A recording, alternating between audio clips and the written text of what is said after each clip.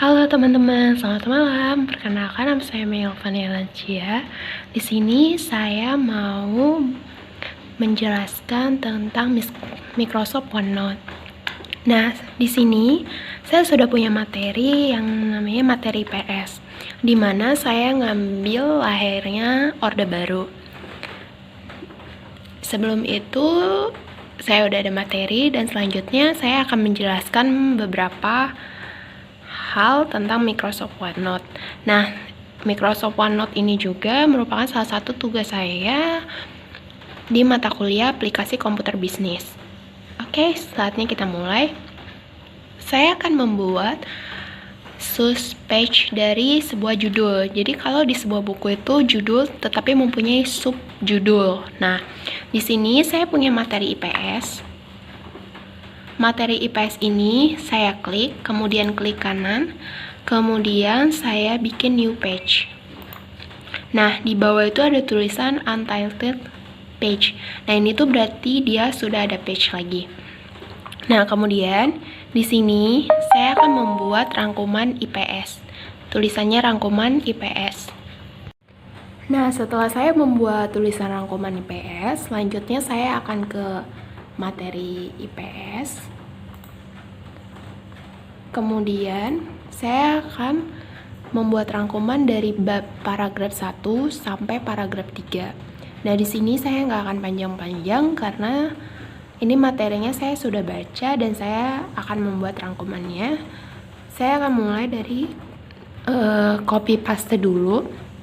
Saya pencet Ctrl C. Kemudian kita ke rangkuman IPS. Langsung kita taruh di sini, kita Ctrl V. Maka kalimatnya akan keluar.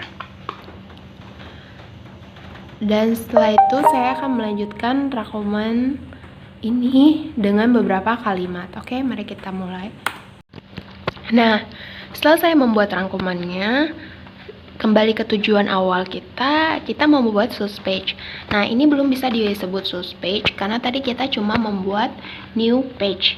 Nah, gimana cara membuat source page-nya? Kita klik rangkuman IPS ini, kemudian klik kanan. Nah, ini ada tulisan make source page. Maka kita klik make source page ini. Apa yang membedakannya? Ketika kita klik make source page, maka dia rangkuman IPS ini akan bergeser ke sebelah kanan. Nah, setelah ini saya akan membuat gambar di dalam Microsoft OneNote ini. Caranya saya akan mengenter dulu. Oke, kemudian kita klik insert. Kemudian taruh picture. Kita cari yang namanya di kolom ini yang namanya picture. Kita klik. Kemudian kita cari di mana tempat kita sudah taruh gambar itu. Berhubung saya taruhnya di download, maka saya akan nah ini, kemudian insert. Nah, maka gambarnya akan keluar. Oke teman-teman. Nah, setelah saya membuat gambar atau menyisipkan gambar, selanjutnya saya mau membuat tabel. Kenapa saya ingin membuat tabel? Karena ada beberapa di sini kalimat yang memang membutuhkan tabel. Nah, caranya gimana? Kita klik menu insert. Kemudian di sini ada tulisan tabel. Kita klik ada tabel. Nah, kita pilih tabel sesuai kebutuhan ya. Berhubung saya hanya butuh 4, maka saya hanya menulis 2 kali 2 tabel. Nah, tapi sebelum itu kita harus mengenter dulu gambar. Setelah kita sisipkan gambar tadi, kita enter di sini. Hal ini supaya tabelnya nggak berdempetan dengan gambar tersebut. Oke, kita klik tabel. Kemudian dan tabel akan keluar. Nah, di sini saya akan menulis kalimat kami.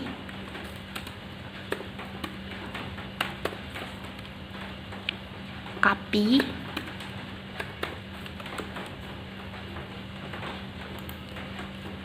Kagi. Dan kasih. Selesai. Nah, setelah saya tadi menambahkan tabel, selanjutnya saya akan menyisipkan suatu dokumen. Nah, dokumen ini itu merupakan kayak rangkuman juga, tapi saya buat dari Microsoft Word. Nah, di bawah tabel ini saya klik di sini, kemudian saya enter lagi. Kenapa saya pilih enter? Supaya file yang akan saya sisipkan tidak terlalu berdekatan. Nah, untuk menyisipkan ini saya pakai file attachment. Gimana cara mencari file attachment? Kita pilih insert. Kemudian di file list ini ada tulisan file list ini. Nah, di sini ada beberapa pilihan, ada file printout, file attachment, dan spreadsheet. Nah, saya pilih file attachment. Kemudian saya buka dokumen karena saya menyimpan ini di dokumen di data saya. Kemudian latar belakang akhirnya orde baru. Kemudian klik insert. Kemudian kita pilih attach file. Nah, maka data yang kita buat di Word ataupun di Excel atau di PowerPoint akan keluar di sini dengan menggunakan file attachment. Nah, teman-teman, setelah tadi saya menyisipkan dokumen, saya mau kasih beberapa poin penting di dalam rangkuman saya ini. Nah, gimana cara membuat poin-poin penting itu? Biasanya kalau di buku saya akan menggunakan stabilo untuk mewarnainya. Nah, sama seperti di buku, di Microsoft OneNote ini juga saya akan membuatnya menggunakan stabilo. Nah, caranya gimana? Kita pilih draw.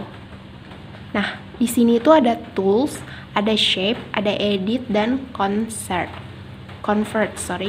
Nah, kita pilihnya yang tools. Nah, di sini ada berbagai macam pilihan spidol. Ada yang pakai pensil, kemudian ini spidol. Nah, ini warnanya. Nah, saya mau pilih warna ini, spidol yang ini. Kemudian kita pilih color and thickness. Ini untuk mengubah warnanya. Nah, kalian bisa opsional ya pilihnya. Saya ingin sky blue. Nah, ketika kita pilih ini, maka semuanya akan berubah ya. Nah, di sini tuh ada kayak ketebalannya gitu loh. Nah, saya pilihnya yang ketebalan 4,0 mm. Nah, udah itu kita tinggal tarik garis saja. Nah, saya mau yang di sini.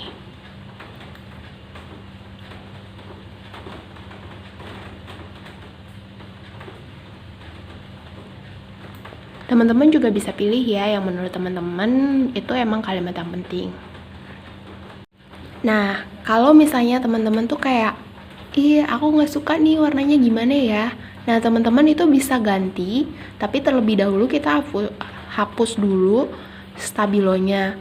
Nah, caranya kita klik ini yang ada eraser, klik ini, kemudian pilih ada small, medium, large, dan stroke eraser. Nah, aku pilihnya yang large karena dia lebih besar aja dan itu bakal cepet ngapusnya.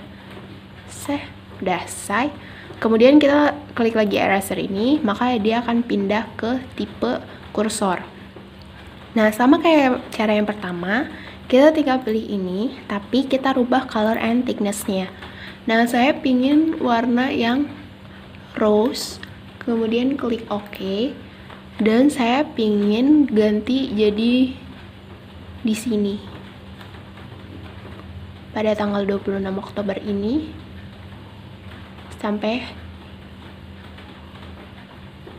sini. Nah, seperti itu. Nah, teman-teman, setelah tadi kita buat warna di tulisan, nah sekarang saya mau ngerubah tanggal dan waktu. Tapi sebelumnya ini kita bikin dulu tip cursor. Nah, di sini itu jam 4.50. Padahal sebenarnya sekarang itu udah jam 5:04. Nah, kita rubahnya gini. Kita klik ini. Ya. Kemudian ini ada tanda jam. Sini kita change time. Nah, biasanya dia itu langsung berubah sendiri mengikuti waktu yang ada di laptop. Nah, kita langsung klik OK. Kenapa ini PM? Karena ini udah sore ya guys. Nah, udah itu. Nah, di tanggal, biasanya tanggal dan waktu itu menyesuaikan dengan waktu dan tanggal yang ada di komputer masing-masing. Nah, di sini udah ada 30 Oktober 2020. Ini hari Senin. Dan kalau misalnya teman-teman mau ngerubah tanggalnya, bisa klik di sini. Change the page date,